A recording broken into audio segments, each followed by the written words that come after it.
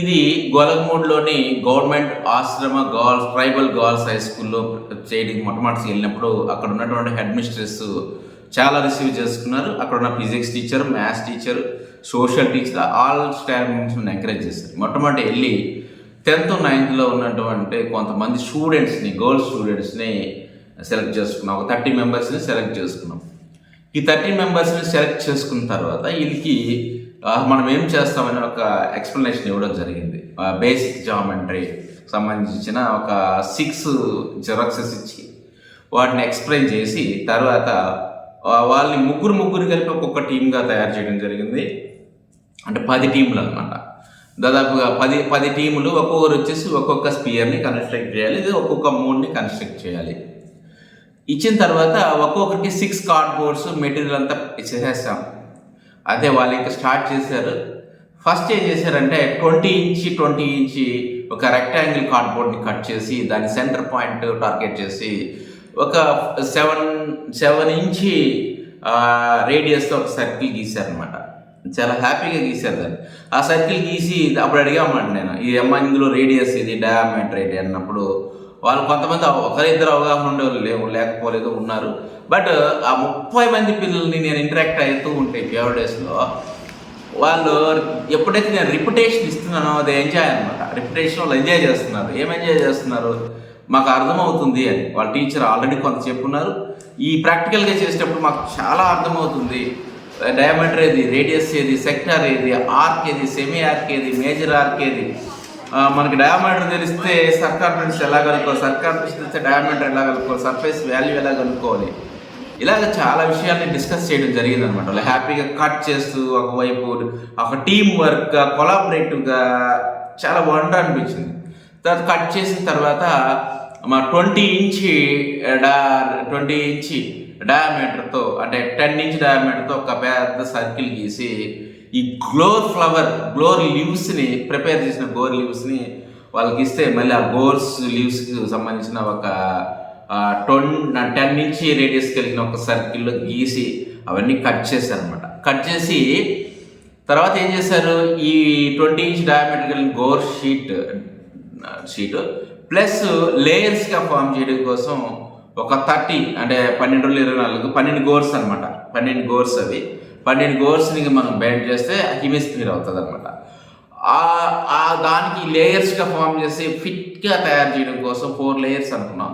First layer వచ్చేసి ఈ 12 గోర్స్ ఉండే లీవ్స్ ఉండే ఒకటి. నెక్స్ట్ విడి పీసెస్ తయారు చేశారనమాట, పేపర్తో పేస్ట్ చేసే విధంగా. ఇవన్నీ మొత్తము ఒక దాదాపు వచ్చి 12 24 48 గోర్ పీసెస్ అనమాట. అవి ఒక రకంగా చెప్పాలంటే అందులో ఒకటి వచ్చేసి 12 పీసెస్ ఒకదానికి అటాచ్ అయ్యి ఉంటాయి. ఇది ఫస్ట్ లేయర్ అనమాట. ఇవన్నీ కట్ చేశారు. కట్ చేసినప్పుడు మిషన్ అనమాట. నిజం చెప్పాలి, పిల్లలు ఈ కార్డ్బోర్డ్ మిషన్ ఒకదాన్ని చాలా ఈజీగా మోల్డ్ చేశారు, చాలా ఈజీగా హ్యాండిల్ చేశారు. కటింగ్ చేయడం దాన్ని అంటే వాళ్ళ కాడున్న స్కిల్, విలేజ్ పిల్లల్లో ఎంత స్కిల్ ఉన్నదనే దానికి ఇది ఒక్క ఎగ్జాంపుల్ సార్.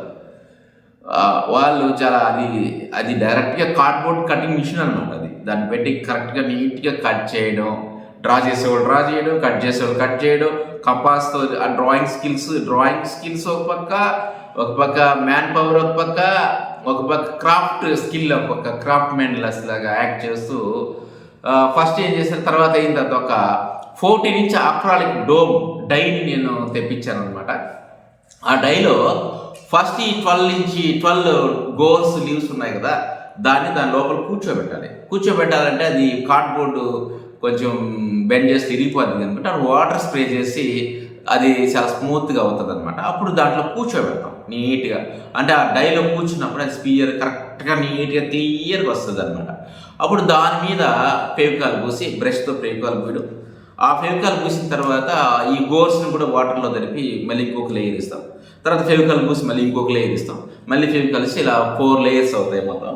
ఈ 4 లేయర్స్ కలిగిన ఈ బౌల్లో ఉన్నటువంటి మనం తయారు చేసిన కార్డ్బోర్డు తడిగా ఉన్నటువంటి దీన్ని కొంచెం సేపు ఉంచిన తర్వాత మనం సన్లైట్కి తీసుకెళ్ళి దాన్ని బోర్లో కింద కార్డ్బోర్డ్ పెట్టాం. ఫస్ట్ తయారు చేసిన రెక్టాంగిల్ 17 ఇంచ్ డయామీటర్ దాని మీద వేస్తాం అనమాట. దాని మీద వేసినప్పుడు అది 1 డేలోనే, ఇప్పుడు సమ్మర్ కాబట్టి 1.5 రోజుకి అది బాగా డ్రై అయిపోయింది.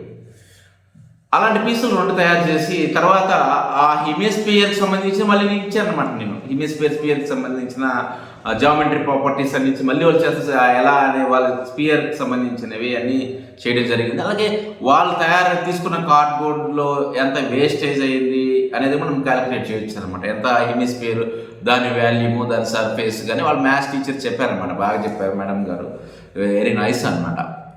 తర్వాత నేను కూడా కొంత ఫీడింగ్ ఇవ్వడం జరిగింది. తర్వాత నెక్స్ట్ డే అంటే వాళ్ళు ఒక్క స్పియర్ చేయమంటే ముగ్గురు కలిసి ఒక టీంకి ఒక స్పియర్ చేయమన్నా.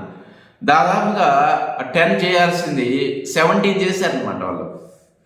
అయితే 1-2 ఫ్లెక్సిబిలిటీ ఉన్నాయి, కొన్ని అక్కడక్కడ పొరపాట్లు ఉన్నాయి. అంటే అంత ఈజీ కాదనమాట తయారు చేయడం.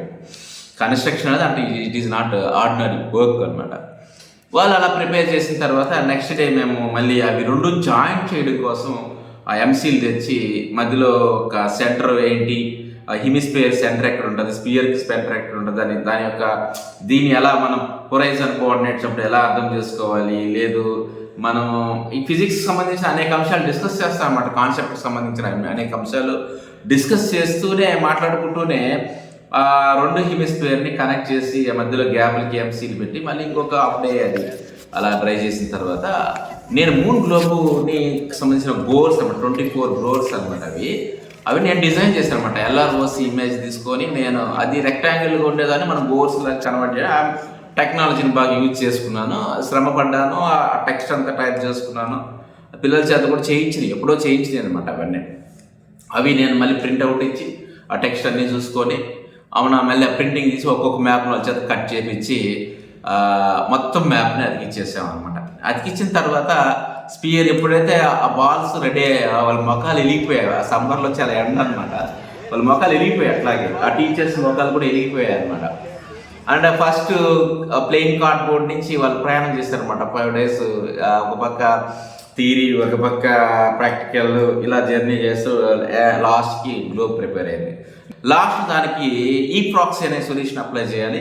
వెళ్ళి అవి అంటే ఒక స్పియర్ని కింద పెట్టి మనం ఈ ప్రాక్సీ చేస్తే అది నేల కతుక్కోబద్ది, దుమ్మంత అవుతుంది. అందువల్ల మనం పెద్ద ఒక అంటే బట్టలు ఆరేసే ఒక కమ్మిని తీసుకెళ్ళి కట్టి మళ్ళీ ఈ స్పియర్కి ఒక సీల పెట్టి దారం పెట్టి దాంట్లో దూర్చి వేలాడదీసి కట్టేసి అన్ని వేలాడదీసి కట్టేసి ఈ ఫ్రాక్సీ 2 కెమికల్స్ వస్తాయి, అవి 2 మిక్స్ చేసి బ్రష్లు ఇచ్చేసి వాళ్ళు హ్యాపీగా పూసేస్తారు. అదే స్పియర్ కన్స్ట్రక్షన్, గ్లోబ్ కన్స్ట్రక్షన్ అయిపోయింది అనమాట. నా ఫీల్